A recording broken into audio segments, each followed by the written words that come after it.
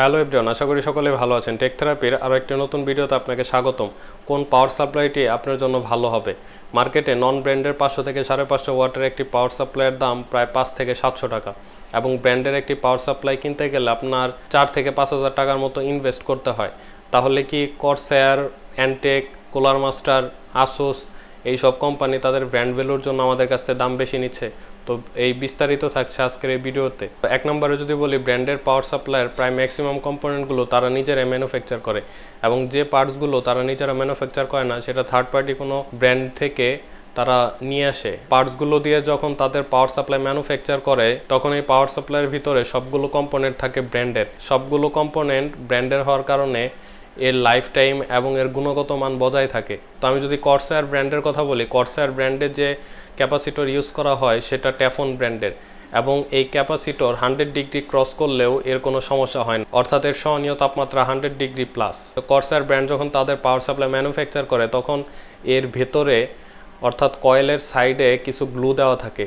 তো এই গ্লু দেওয়ার কারণে এই সকল ব্র্যান্ডের পাওয়ার সাপ্লাইগুলোতে কয়েল ওয়াইনের মতো কোনো প্রবলেম দেখা দেয় না, বা কয়েল ওয়াইনের যদি সমস্যাও দেখা দেয় সেটা হয়তো 5 থেকে 7 বছর পরে। এবং নন ব্র্যান্ডের পাওয়ার সাপ্লাইগুলোতে আপনি এই সব কোনো কিছুই পাবেন না। সেখানে সস্তার কিছু পার্টস দিয়ে এই নন ব্র্যান্ডের পাওয়ার সাপ্লাইগুলো ম্যানুফ্যাকচার করা হয়, যেটার কোনো কোয়ালিটি মেনটেন করা হয় না। সস্তার পার্টস এবং কোয়ালিটি ফুল কম্পোনেন্ট ইউজ না করার ফলে এই সকল নন ব্র্যান্ডের পাওয়ার সাপ্লাইয়ের লাইফ টাইম খুব বেশি হয় না। এর জন্য দেখা যায় এই সব পাওয়ার সাপ্লাই সর্বোচ্চ 4 থেকে 5 মাস পরই নষ্ট হয়ে যায়। দ্বিতীয় হচ্ছে পাওয়ার সাপ্লাইয়ের থার্মাল দিক। ব্র্যান্ডের পাওয়ার সাপ্লাইগুলোতে তাদের থার্মাল দিকে খুবই নজর দেওয়া হয়, এবং ব্র্যান্ডের পাওয়ার সাপ্লাইগুলোর কেসিংটা এমনভাবে ডিজাইন করা হয় যার ফলে ভিতরে যে কম্পোনেন্টগুলো আছে এটাতে খুব ভালোভাবে এয়ার ফ্লো হতে পারে। তো এই কম্পোনেন্টগুলোতে ভালো এয়ার ফ্লো হওয়ার কারণে এই কম্পোনেন্টগুলো পর্যাপ্ত পরিমাণে তাপমাত্রা বজায় থাকে। তাপমাত্রা বজায় থাকার ফলে নন ব্র্যান্ড থেকে ব্র্যান্ডের পাওয়ার সাপ্লাইগুলোর লাইফ টাইম অনেকাংশে বেড়ে যায়। এবং পাওয়ার সাপ্লাইগুলোর ভেতরে থাকে মসফিট, এবং এই মসফিটগুলো অত্যাধিক পরিমাণে গরম হয়। তো এই মসফিটগুলোকে ঠান্ডা করার জন্য ব্র্যান্ডের পাওয়ার সাপ্লাইয়ে খুবই উচ্চমানের হিটসিঙ্ক ব্যবহার করা হয়, কিন্তু নন ব্র্যান্ড পাওয়ার সাপ্লাইগুলোতে উচ্চমানের কোনো হিটসিঙ্ক ব্যবহার করা হয় না। এই হিটসিঙ্কগুলো খুবই পাতলা ধরনের থাকে। তো এই পাতলা হিটসিঙ্ক থাকার কারণে মসফিটগুলোকে পর্যাপ্ত পরিমাণে ঠান্ডা না করার ফলে অনেক ক্ষেত্রেই দেখা যায় ওই নন ব্র্যান্ডের পাওয়ার সাপ্লাইগুলোর মসফিট পুড়ে গেছে বা ভিতরে সার্কিট পুড়ে গেছে। তো নন ব্র্যান্ড পাওয়ার সাপ্লাইগুলোর কেসিংটা মোটামুটি বন্ধ থাকে, যার ফলে এখানে পর্যাপ্ত পরিমাণে বাতাস ফ্লো করতে পারে না। তো বাতাস এক সাইড থেকে আরেক পাশ দিয়ে যখন বের হতে না পারে, তখন এর ভেতরে কম্পোনেন্টগুলো অত্যাধিক পরিমাণে গরম হয়ে যায়। তো গরম হওয়ার ফলেই দেখা যায় এই পাওয়ার সাপ্লাইগুলির লাইফ টাইম অনেকাংশে কমে যায়। নন ব্র্যান্ড পাওয়ার সাপ্লাইগুলোতে 500 550 ওয়াট লেখা থাকলেও এটা 150 বা 200 ওয়াট দিতে পারে কিনা সন্দেহ। তো আপনি এই বিষয়টা বুঝতে পারেন না, কারণ আপনার পিছিয়ে হয়তো GT 710, 730 বা 1030 কোনো একটি কার্ড ইউজ করা। এই কার্ডগুলো খুবই এনার্জি এফিশিয়েন্ট, অর্থাৎ খুব কম পাওয়ার কনজিউম করে। তো কম পাওয়ার কনজিউম করার কারণে এই পাওয়ার সাপ্লাইগুলো দিয়ে আপনার কার্ড খুব ভালোভাবে চলে যায়। এই জন্য আপনি এই পাওয়ার সাপ্লাইগুলোর ক্ষমতা বুঝতে পারেন না। যখন আপনি এই পাওয়ার সাপ্লাইগুলোর সাথে হাই পাওয়ার কনজিউম করে এরকম কোনো কার্ড ইউজ করবেন, তখন দেখা যায় ম্যাক্সিমাম 99% ক্ষেত্রেই এই কার্ডগুলো পুড়ে যায় বা পাওয়ার সাপ্লাই পুড়ে যায়। তো অনেক ক্ষেত্রে শোনা যায় মাদারবোর্ড, হার্ড ডিস্ক, র্যাম এইসব পুড়ে গিয়েছে। তো এগুলো হয়ে থাকে পাওয়ার সাপ্লাইয়ের কারণে, কারণ নন ব্র্যান্ডের পাওয়ার সাপ্লাইগুলোতে এমন কোনো কম্পোনেন্ট দেওয়া থাকে না যেটা 400-500 ওয়াটের মতো পাওয়ার ডেলিভার করতে পারবে। তো আপনার পিসি যদি কোনো এক সময়ে হাই পাওয়ার কনজিউম করে, সেক্ষেত্রে এই পাওয়ার সাপ্লাইগুলো এর ম্যাক্সিমাম পাওয়ার দিতে না পারার কারণে এর ভেতরে শর্ট সার্কিট হয়ে পিসি কম্পোনেন্টগুলো পুড়ে যায়। তো এই সকল কারণেই এই সকল পাওয়ার সাপ্লাইয়ের ব্র্যান্ডগুলো ব্র্যান্ডের স্বীকৃতি পায়নি, কারণ ব্র্যান্ডের স্বীকৃতি পাওয়ার জন্য তাদের কিছু ক্রাইটেরিয়া পূরণ করতে হয়। যেমন পাওয়ার সাপ্লাই লেখা আছে 500 ওয়াট বা 550 ওয়াট, কিন্তু এখানে 100 বা 150 ওয়াটও সে ভালোভাবে দিতে পারে না। 4 নম্বরে, নন ব্র্যান্ড পাওয়ার সাপ্লাইগুলোতে পাওয়ার ম্যানেজমেন্ট আইসি কোনো কোয়ালিটিফুল আইসি না। এই আইসিগুলো একটি নির্দিষ্ট সময়ে সমান ওয়াট ডেলিভার করতে পারে না, অর্থাৎ এর ওয়াট বা পাওয়ার ডেলিভার সমান তরঙ্গে থাকে না, পাওয়ার আপ এবং ডাউন হয়, যা খালি চোখে বোঝা সম্ভব না। আপনি যদি নন ব্র্যান্ড পিএসইউ বেশ কয়েক বছর ইউজ করেন, তাহলে আপনি খেয়াল করবেন আপনার হার্ড ডিস্কে ব্যাড সেক্টর পড়ে গিয়েছে।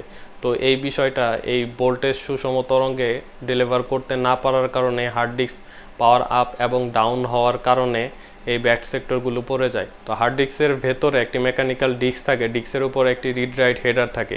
তো এই মোটরটি যখন ভোল্টেজ আপ এবং ডাউন হয়, ভোল্টেজ আপ ডাউনের ফলে এই মেকানিক্যাল ডিস্কটি এক সময় বেশি স্পিড এবং এক সময় কম স্পিডে ঘুরে। এই ডিস্ক বেশি বা কম স্পিডে ঘোরার কারণে এর রিড রাইট হেডারটিও অস্বাভাবিকভাবে নড়াচড়া করতে থাকে।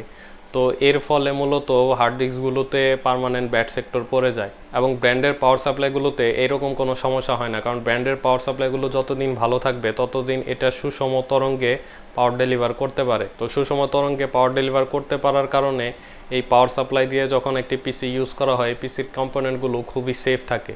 5 নম্বরের ব্র্যান্ডের পাওয়ার সাপ্লাইয়ের মাদারবোর্ডগুলো খুবই ভালো মানের হয়ে থাকে। এর ফলে এই পাওয়ার সাপ্লাইগুলোতে কোনো ফানগাস পড়ে না, এবং ফানগাস না পড়ার কারণে এই পাওয়ার সাপ্লাইগুলোতে শর্ট সার্কিটের পরিমাণ খুবই কম বা শর্ট সার্কিট হয় না বললেই চলে। কিন্তু নন ব্র্যান্ড পাওয়ার সাপ্লাইয়ের পিসিবিগুলি খুবই সস্তা হয়ে থাকে এবং এতে কোনো অ্যান্টি ফানগাস প্রোটেকশন দেওয়া থাকে না। তো এর জন্য দেখা যায় এই পাওয়ার সাপ্লাইগুলো বেশ কিছুদিন পরে ফানগাস পড়ে যায় এবং এখানে শর্ট সার্কিটের মতো ঘটনা ঘটে। তো আপনি যদি নন ব্র্যান্ডের একটি পাওয়ার সাপ্লাই খুলেন, সেই মাদারবোর্ডটিতে কোনো কোম্পানির নাম আপনি দেখতে পারবেন না এবং কোনো পার্টসের গায়েও আপনি সেই কোম্পানির নাম দেখতে পারবেন না। কিন্তু ব্র্যান্ডের একটি পাওয়ার সাপ্লাই যদি আপনি খুলেন, সেই পাওয়ার সাপ্লাইয়ের কোনো কম্পোনেন্ট বা কোনো মাদারবোর্ডের কোনো এক কোনায় অবশ্যই আপনি সেই ব্র্যান্ডের নাম দেখতে পারবেন। তো কর্সার ব্র্যান্ডের পাওয়ার সাপ্লাইয়ের যে ট্রান্সফরমারগুলো রয়েছে সেটার উপরে কর্সার ব্র্যান্ডিং করা থাকে। 6 নম্বরের ব্র্যান্ডের পাওয়ার সাপ্লাইগুলির কেবল খুবই উন্নত মানের, এবং ব্র্যান্ডের পাওয়ার সাপ্লাইগুলো আপনি যত বেশি নেবেন এর কেবলের কোয়ালিটি তত বেশি হবে, এবং এই কেবলগুলোর লেন্থও অনেক বেশি। আপনি এই কেবলগুলো দিয়ে ইচ্ছে মতো আপনার কেসিংয়ে কেবল ম্যানেজমেন্ট করতে পারবেন। কিন্তু নন ব্র্যান্ডের আপনি পাওয়ার সাপ্লাইয়ের ক্ষেত্রে এইরকম সুবিধা পাবেন না।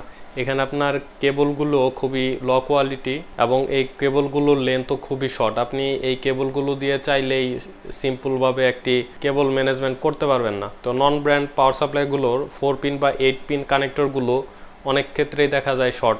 আপনি যদি একটু কেবল ম্যানেজমেন্টের মাধ্যমে আপনি যদি পেছন দিক থেকে পেঁচিয়ে সিপিইউ 4 পিন বা 8 পিনের লাইন দিতে চান, সেই ক্ষেত্রে আপনি দেখবেন যে আপনার পাওয়ার সাপ্লাইয়ের কেবলটা অনেকটাই শর্ট পড়ে গিয়েছে। তো নন ব্র্যান্ডের পাওয়ার সাপ্লাই দিয়ে আপনি খুব ভালোভাবে বা সিম্পলভাবে একটি কেবল ম্যানেজমেন্ট করতে পারবেন, এই আশা করাটা আসলে একটা বোকামি। তো 7 নম্বরে আপনার কোন পিসিও কেনা উচিত। তো আপনার পিসি কনফিগারেশন যদি মিডিয়াম হয় এবং আপনি যদি কোনো গ্রাফিক্স কার্ড ইউজ না করেন এবং আপনি আপনার পিসি কম্পোনেন্টকে খুব ভালো রাখতে চাচ্ছেন, তো সেই ক্ষেত্রে মিনিমাম 350 ওয়াটের একটি পাওয়ার সাপ্লাই নিলে হবে।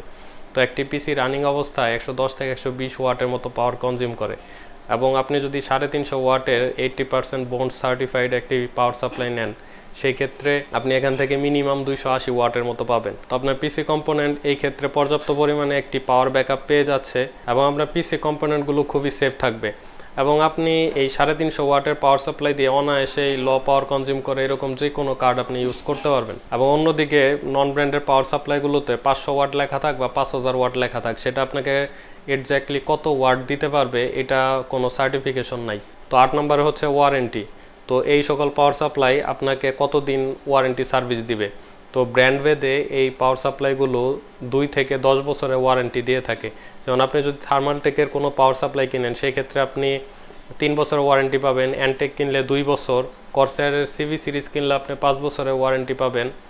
যদি আপনি কর্সার আরএম সিরিজ কিনেন, সেই ক্ষেত্রে আপনি 10 বছরের ওয়ারেন্টি পাবেন। তো আমরা 10 বছর বাঁচবো কিনা সেই গ্যারান্টি না থাকলেও কোম্পানি কিন্তু তাদের পাওয়ার সাপ্লাইগুলোতে 10 বছরের ওয়ারেন্টি দিচ্ছে।